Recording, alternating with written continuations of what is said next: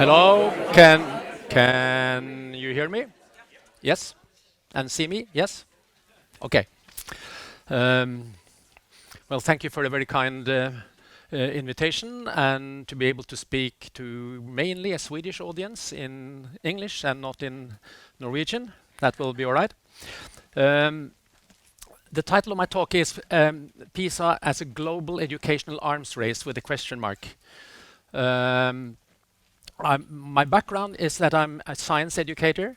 I've actually written a book which is in all the Nordic countries about naturvetenskap som allmennbildning and kritisk emnesdidaktikk. But in the last, say, 5 to 10 years, I've been more and more involved in educational policy, which is triggered by the large-scale international assessments and Hattie rankings and so on, which determine very much what is going on in schools and also in society and shaping the public debate. So this has, in the later years, become a great concern for me. The title is maybe a little provocative, a global educational arms race. But if you, let me just start with these quotes from Cameron in the UK. We are in the globe, and this is about education. And he says this to the press and to the parliament. We are in a global race today, sink or swim, do or decline. And Obama says something similar.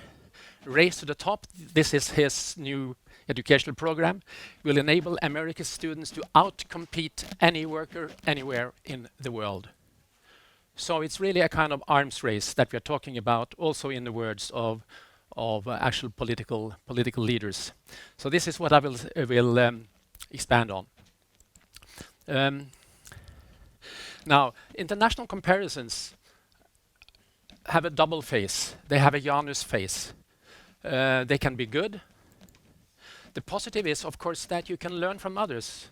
You get inspiration. You see that other countries do other things. Teacher education is different.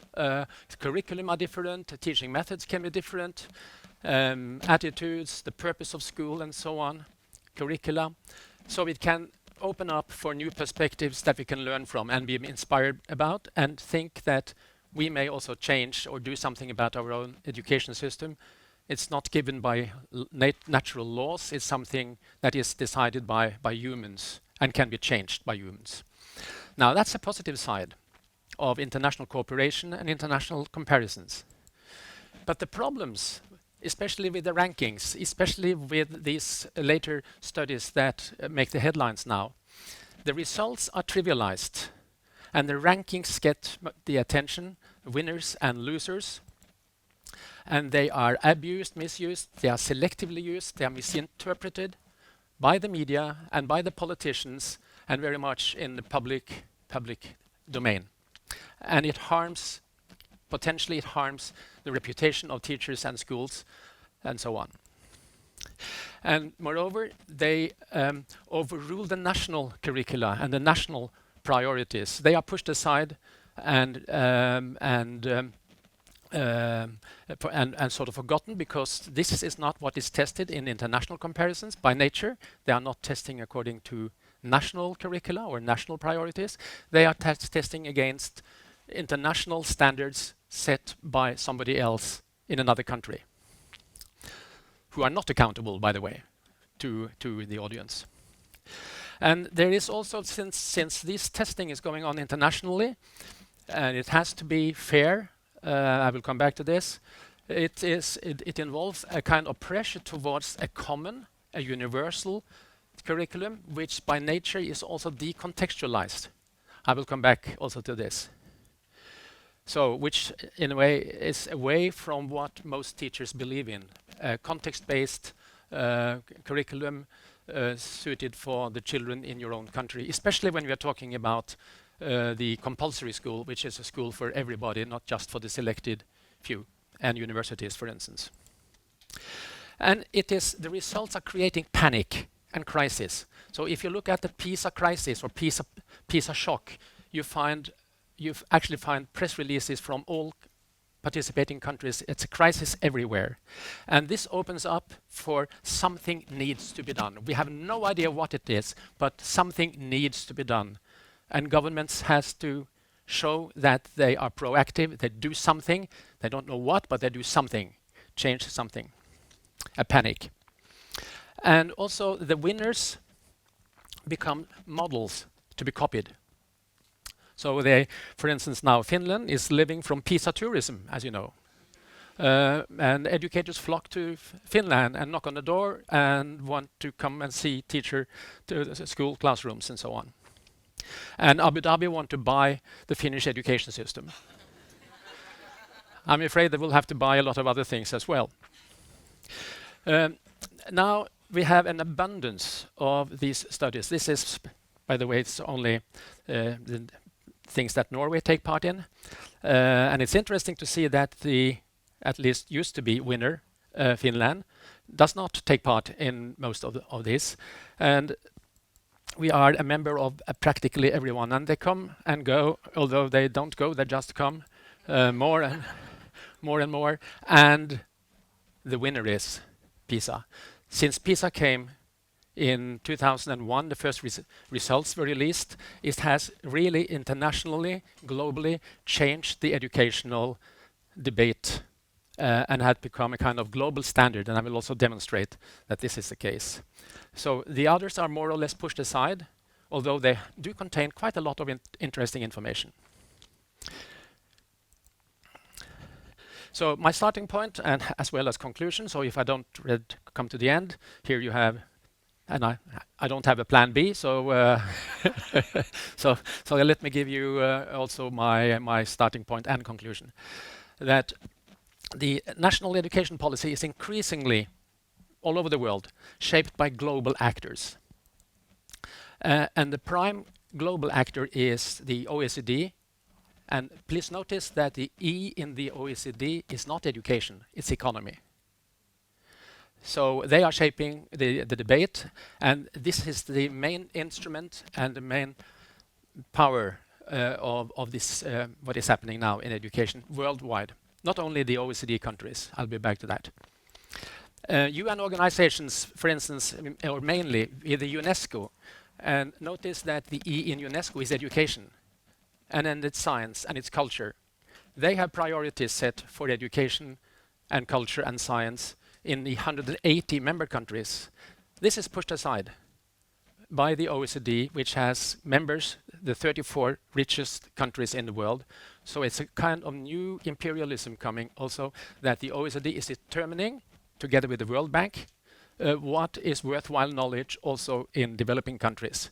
This is something that doesn't affect us so much, but it's part of the larger picture if you want to have a wider view. And of course, as teachers, as researchers, and as public, we need to understand this. We have to discuss this, and we have to somehow we have to understand what is going on. Not just look at the rankings. We have to look at the wider political and cultural context of this. The underlying assumptions behind PISA, or by OECD, is, and you can document this with scientific articles, and those who are interested, I can send you, or you can find on my website and blog. You will find articles, and of course, it's not only me, it's a lot, it's really an international uproar among academics worldwide. It's a neoliberal ideology with competition and free markets leads to higher quality. That's a kind of an assumption. So competition and free market. This is actually OECD. This is not an analysis of the OECD. This is OECD.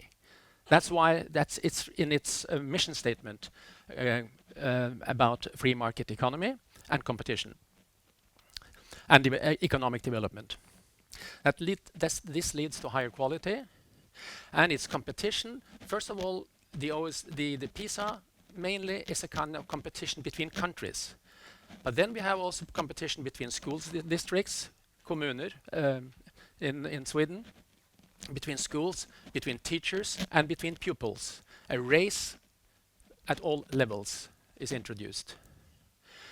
And it's followed, these testing is followed by publication of results and rankings between countries, between schools even. In Oslo, we have big debates about this. We can see which school is the best, which is the worst. And of course, people with money migrate to the schools with high scores, and these schools usually have high scores because they have well-educated parents, not because the school is good, but because so you have a segregation in the population because of these rankings that are published and made available, and you have a free choice also of schools. I know you have this system similarly in Sweden also. And it's fueled very much by this testing business. And competition and rankings, they require universal indicators and reliable measurements. And then the PISA score has emerged as the universal gold standard for quality globally. Now, what does PISA claim to measure? I say, what does PISA claim to measure? And this is something said already in 1999, the year before the testing started. And this has been repeated in all reports since then. How are young adults prepared to meet the challenges of the future? Wonderful. I mean, this is what school is about. Also, are they able to analyze, reason, and communicate ideas effectively? Sounds wonderful. Do they have the capacity to continue learning throughout life?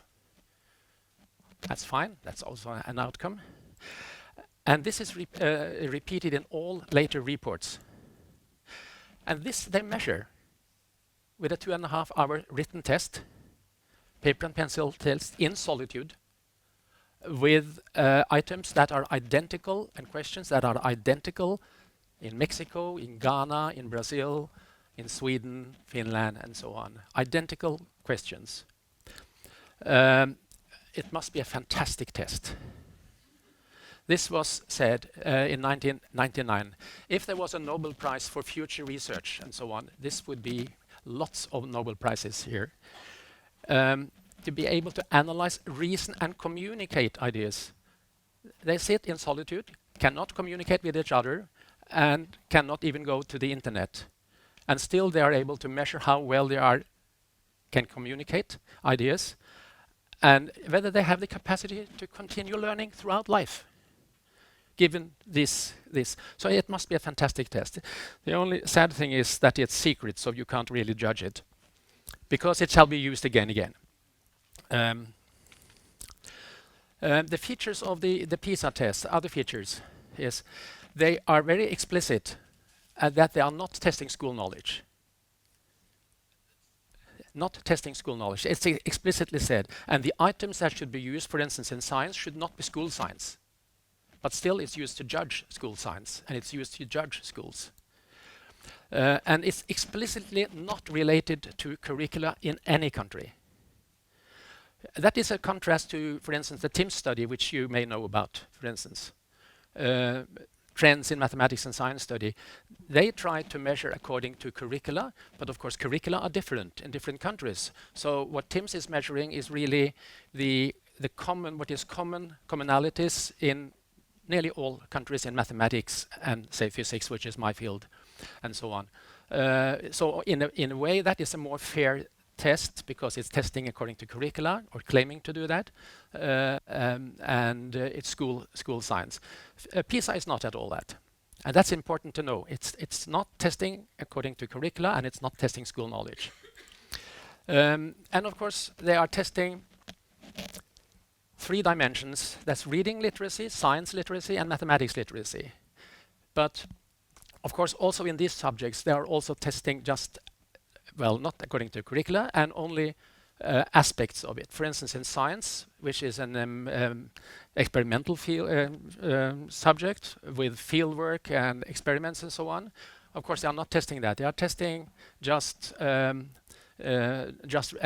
according to a long written statement where they can. So it's very much a reading test and not an experimental test. And of course, all the other things in the curriculum in a school for everybody. Social science, civics, We have studies concerning that about, for instance, democratic understanding. We do have studies of that as well, where the Nordic countries come out very high. This is, of course, not part of PISA. History, geography, culture, ethics, foreign language, crafts, none of these are tested.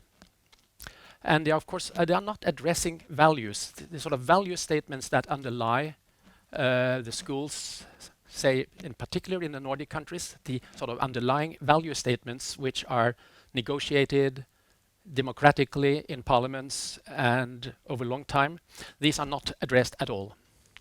Solidarity, empathy, care for others, and so on. And social skills.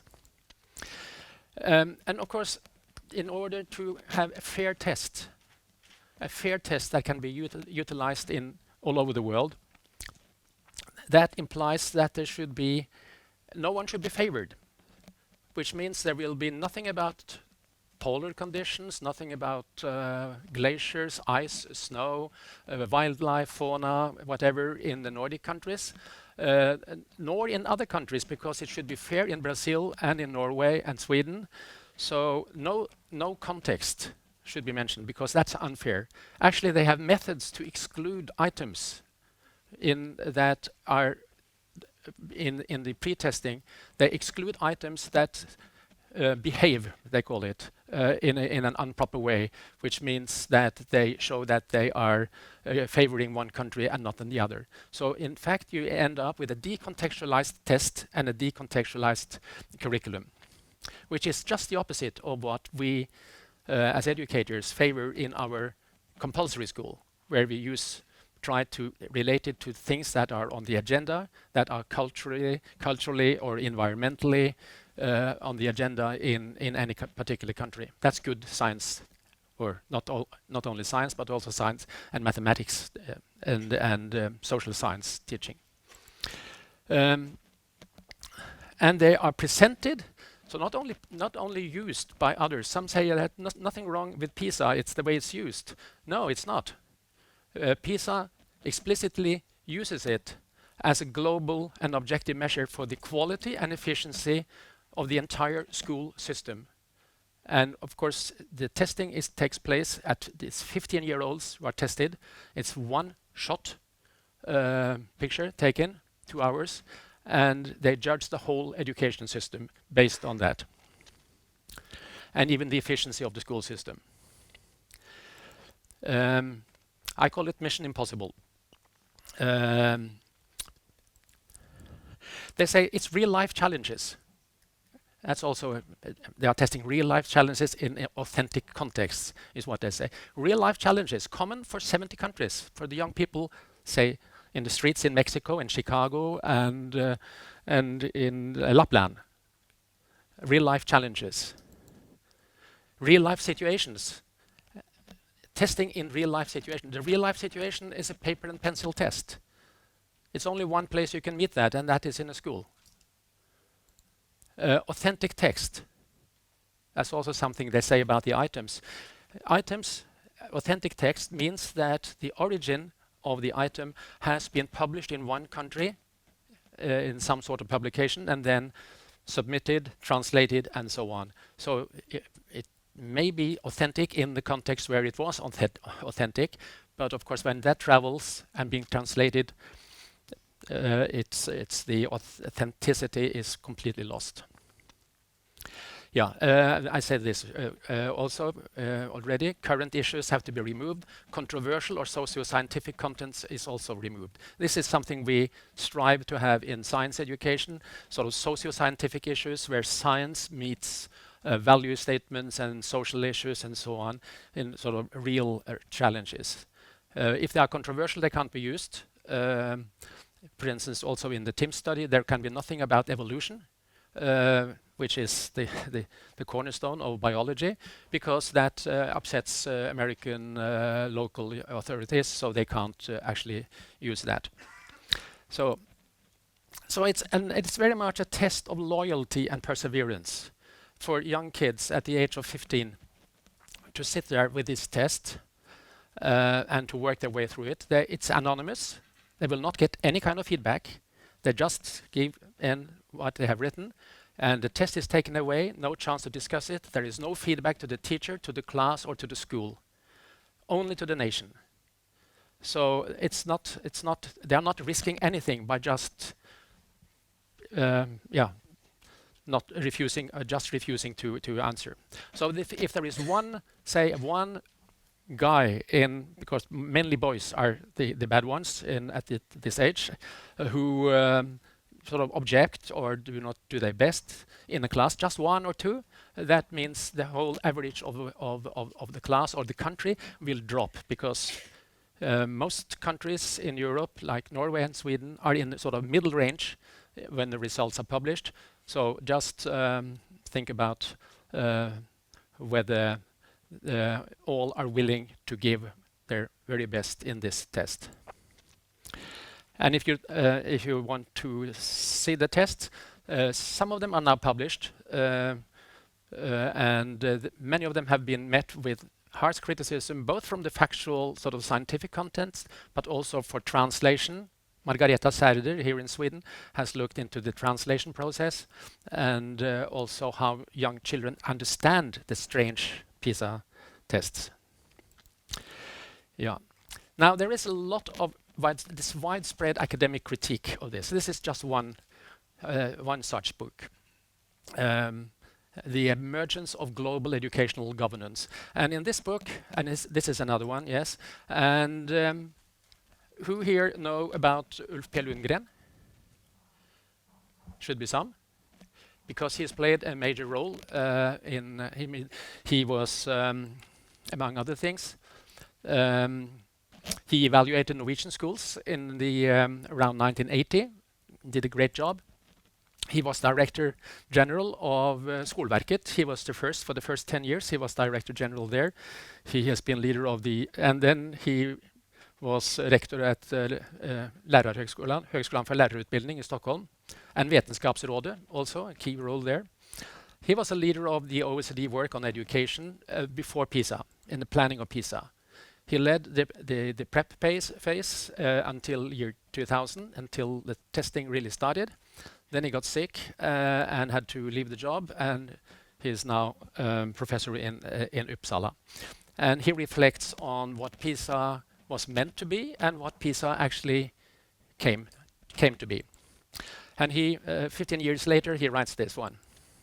We hope that the outcomes of PISA should stimulate a debate on learning outcomes from a broad cultural and social perspective. That's wonderful. This is the good side of international comparisons. That was kind of the intention behind it from many educators' view. And he writes, rarely has a pious hope been so dashed. So he's very clear on his verdict on what happened to PISA.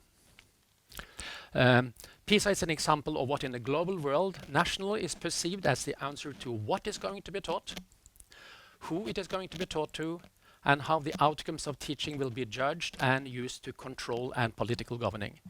So this is not my words. These are the words of Ulf P. Lundgren, well respected internationally, and the leader of the OECD PISA project until it started to take off. And PISA leader Andrea Schleicher, he has been on many visits here to Sweden, I know, meeting ministers, and he's been to Norway, meeting 5 ministers and telling them what to do based on the PISA test. There is a TED talk with him, and that's interesting because I've claimed a few times in Norwegian debate that Norwegian policy is very much influenced and, in fact, led by following advice from based on PISA and OECD, and Norwegian politicians say no, this is completely absurd. These are Norwegian inventions; they are just our own. Then I believe very much in Andreas Schleicher from PISA, and he says the following, and this is the first words in this fine TED talk. PISA is really a story on how international comparisons have globalized the field of education that we usually treat as an affair of domestic policy. So he is very clear, the OECD is very clear that they have globalized the field and that they had lifted educational policy from the national level up to the global level, and with PISA as the main instrument. So they are very clear on this. And also, OECD has made a large review about the policy impact of PISA, where they go into detail in what is happening in different countries, and where they bring all kinds of research and also policy papers that has emerged. This is a report. And they come up with a kind of ranking. They like rankings. And the abstract here says, sort of the first words in the report is that PISA results have had an influence on policy reform in the majority of participating countries and economies. That's very clear. They are very proud.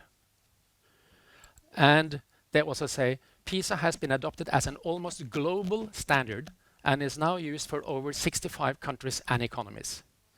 So it's, if we shall believe in OECD, and I think sometimes we really should, they are very proud. They have globalized the field of education and lifted out of the national sphere. This is the ranking, and you see Sweden very high here.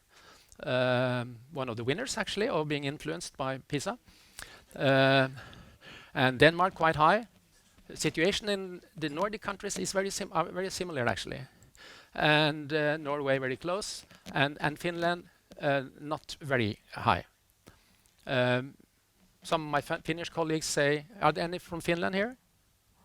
Yeah, they often say that the reason they are doing so well in PISA is that they didn't have the money to follow the advice from OECD. So that's why they are still very high on these scores. Now, the reason why we have this panic, because there is a panic, and I can document from country to country that there is a panic. Even for Japan, which has been number 1 and then it became number 2. When they became number 2, they say we are going back 100%. It's right, yes. From place 1 to 2, it's 100% degraded. And they got PISA panic, and they increased the curriculum according to the PISA sort of PISA-like testing to come back at the top again. So there is panic practically everywhere. And what is underlying this, especially because it's OECD, which has economy as the agenda, is that it's taken for granted that the scores on PISA and TIMSS is a predictor for future competitiveness. We are in a global race today, sink or do or decline. So it's because of the economical side to it. And the economy plays a role in how PISA is also presented by themselves in public. When they present the participation in PISA, they say it's 80% of the world's economy that takes part. That is a strange way of counting children, isn't it? 80% of the world's economy. And you have it in all countries. This is from Norway. Bad results can be harmful for Norwegian industry. You see it everywhere, actually. You see it here in Australia. Prime Minister then, Julia Gillard, saying that by 2025, Australia should be top 5 in the world, and the government will use PISA to track Australia's progress compared with the rest of the world. Forget about national curricula and priorities. We will use PISA as the objective, neutral, scientific proof of Australia's progress. Actually, Australia has always been high on PISA, but they 1 year they went down from number 5 to number 7. And the reason why they went down was that Shanghai and Hong Kong came in. So in fact, they had the same place, but 2 newcomers, which are not really countries, as you know, Hong Kong and Shanghai, came in and pushed Australia down, further down. And this is how, again, it's Andrea Schleicher from the OECD. This is the press conference when the science results were presented in the US with all officials and the media and so on.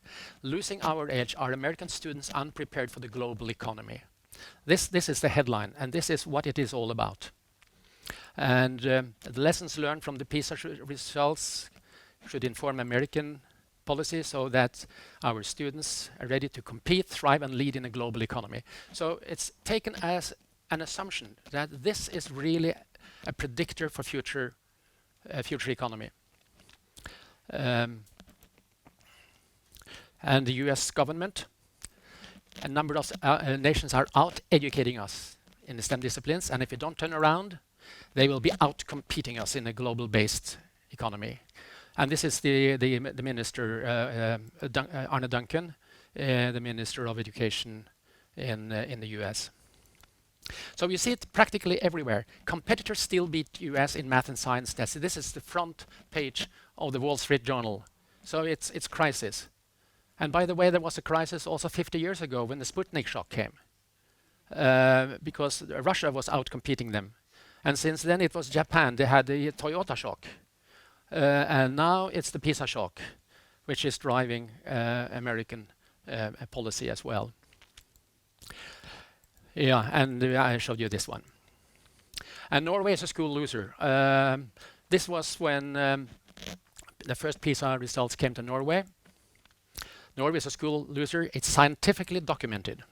And this is our Minister of Education from the Conservative Party, who had just come into power.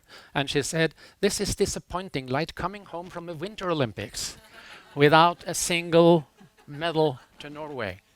And I guess you all know what a tragedy. But it doesn't happen, of course. Have you seen the results this year of skiing and so on, and downhill? Yeah, yeah. Okay. And she said, continued, "And this time we cannot explain it by blaming the Finnish to be doped," which they were in their own world championship when the same year that PISA was results. So this is how, and this was communicated to the media, and all the press followed. There was no counter voice, and if there was a counter voice, and I happen to be one of the few. The strategy was to try to silence them as quick as they could, or to marginalize the critique. And that is what really has happened also since then. And you don't need to know a lot of German to understand this. This is a PISA shock in Germany. Schule macht dumm. And of course, the next day, the money came in to science and math education in Germany. So bad results are sometimes good news, like it was the Sputnik shock some 60 years ago in the US, led to renewal of science and math education in the US. So bad results are good news, sometimes. And I'm partly switching now a little, because it's one aspect that is really crucial to be aware of. And that is, the OECD is for free market and globalization and competition. It has partly become part of the global market itself. And close cooperation with Pearson company. You may not know about Pearson, but Pearson is the world's largest multinational in the education sector. It is the owner of The Economist and Financial Times and and the Penguin books and so on. But most of the money now comes from education and testing. And in the US and in the UK, where it is based, they have 80,000 people employed. They are in practically all countries, and now they are in strong alliance with PISA. And you see the heading here: should Pearson and giant multinational be influencing our education policy? And they are actually, they've won the bid. This is a joint press release from PISA, OECD, and Pearson. Pearson, the world's leading learning company, announces that it has won the competitive gender to develop the frameworks for PISA 2018. So the coming PISA. They were involved in the last one, they were involved, but they didn't have the whole thing. But now they won the bid. What they will do is to develop the frameworks for PISA. They will define what will be measured in PISA 2018, defined by the world's largest commercial global company in education. How it will be reported and which approach will be chosen for development of tests and questionnaires. That's something that should get more attention than it has until now, I think. And they also have a close cooperation, close cooperation with the OECD, because PISA is only one every third year. So to keep the panic alive between the period between these official announcements, they have made something called the learning curve, also in cooperation with PISA, and Andrea Litt is actually on the board. The PISA leader is on the board. So where they rank countries according to these criteria and publish this, and then of course Pearson sells you the tests to diagnose your system, and they create the sickness and the panic, and then they sell you the medicine afterwards. So they have the whole production chain, to put it that way. And Pearson also monitors your progress on this. And this is billion industry. I mean, this is so large. And now it's also going into developing countries. And it's expanding. PISA is expanding because they take the critique that, of course, PISA is not measuring everything, but the ambition is to measure everything. PISA or the OECD wants to be more or less the sole provider of information about school systems. They do a lot of good things in statistics, and they have a lot of wonderful publications. But if you look at reports, public reports, say in Norway and Sweden, you see more and more the reference is more or less only to OECD publications and OECD data, and PISA is the main source. What is happening is that they are making PISA for schools. Now, or making and selling, of course. This has come to the US and partly to the UK because in order to change the American school system, because PISA is normative. The other projects are not normative. PISA teams, for instance, describe the system, more or less.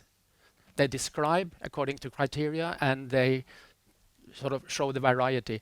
PISA is normative. They want to have their own curriculum in schools. They want that these are the key competencies for the future, they say, globally. So they want to influence, and if they want to influence, for instance, schools and school districts in the UK, in the US, where the ranking of the US doesn't really matter for them, because who is to blame?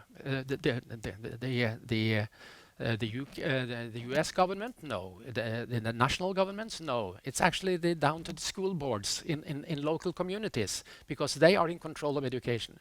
So what they do now is to go down to the school districts and to the schools, because then they will have greater influence. And actually, in cooperation with PISA, with Pearson, selling the projects.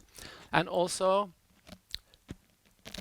there are 70 countries taking part in PISA, but OECD has only 35 member states, which means that half of the members taking part in PISA are non-OECD members. They are poorer countries, and the test is not even meant for them, not even constructed for them, but they want to be. They are not rich, but they want to be rich.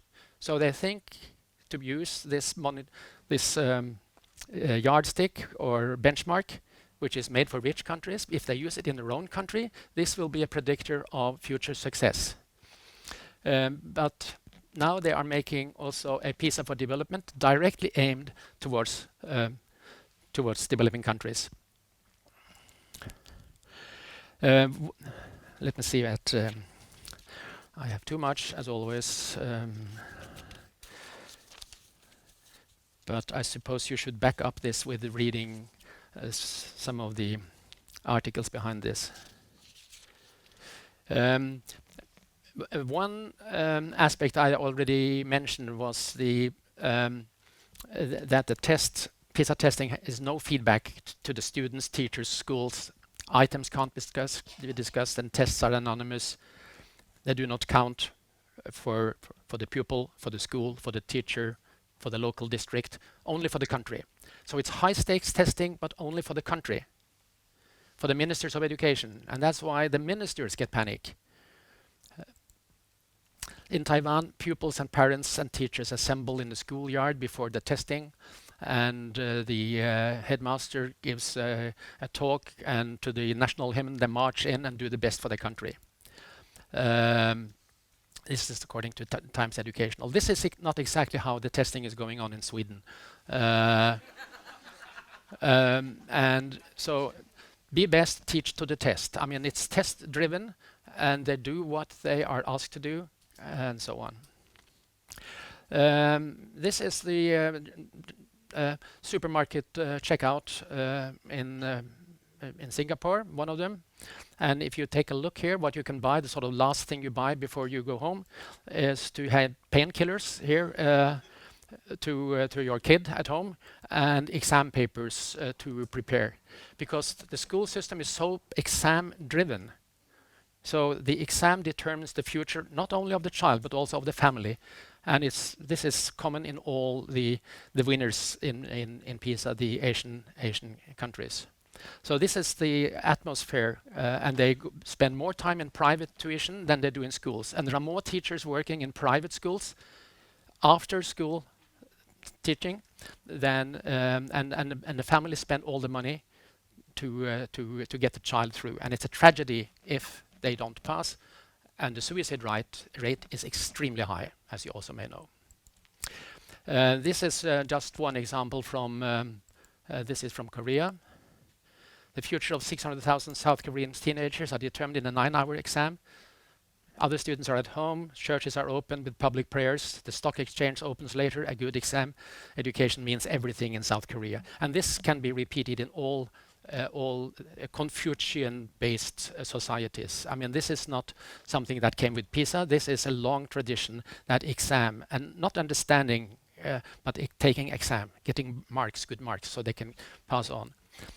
And although there was in Wall Street Journal 2 days ago an article about Chinese students who the highest wish they have in many of these countries is to study at a Western university, and of course highest on priority is the US, which by the way is below Sweden on the ranking of PISA. So they don't have very good schools, but they still they think. But still, the highest wish for Asian families is to be able to send for their kids to send the kids to a university in the US. But it was written in Wall Street that they have a standard which is much too low. They have no analytical skills, critical thinking, they don't ask questions, and so on. So they have great problems in meeting the requirements in Western universities. So they have high scores on these tests, but academically they are not very good when they come to universities in the West. Well, there are some serious problems if we take PISA results seriously. There are some crucial problems. Money doesn't matter. More spending has no influence. Class size does not matter. Traditional methods, teach and tell, give better results. Use of ICT is inversely correlated with PISA scores. The strange thing is that we in Norway, when we want to compete with Finland, we want to have more ICT in our schools, although Norway is on top of the world in use of ICT and Finland is at the bottom of the OECD, and we want more ICT to compete with Finland on. So we are doing just the opposite of what the results are saying. Experiments and practical work correlate negatively with PISA scores.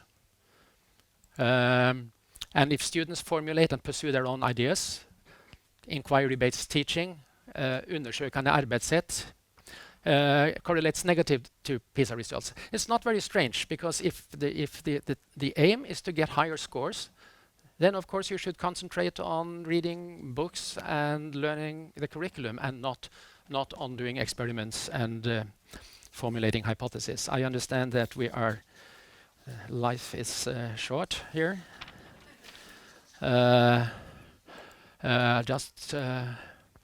This is how results are communicated often, as a kind of league table of winners. And you see Finland, this was when science was the topic. Finland was on top. I show this only to, this is how they communicate results. But the same PISA study also has questions about interest, motivation. They ask, would you like to continue with science? Would you like to become a scientist? Would you like to study engineering? A series, did you like this question? Do you want to learn more about it? And Finland came at the bottom of this one. Am I completely out of time? Yeah. Oh. Then yes, I will end with this one. I call it this PISA syndrome, but it turns out that this PISA syndrome already exists. It's a kind of neurological disorder, prolonged exposure to antipsychotic drugs, and so your body becomes abnormal. You'll bend over. Your skeleton is bad. You're leaning like the Tower of Pisa, and there are very few cures, and it's remarkably resistant to indifferent to treatment. And I think we have a PISA syndrome. Thank you.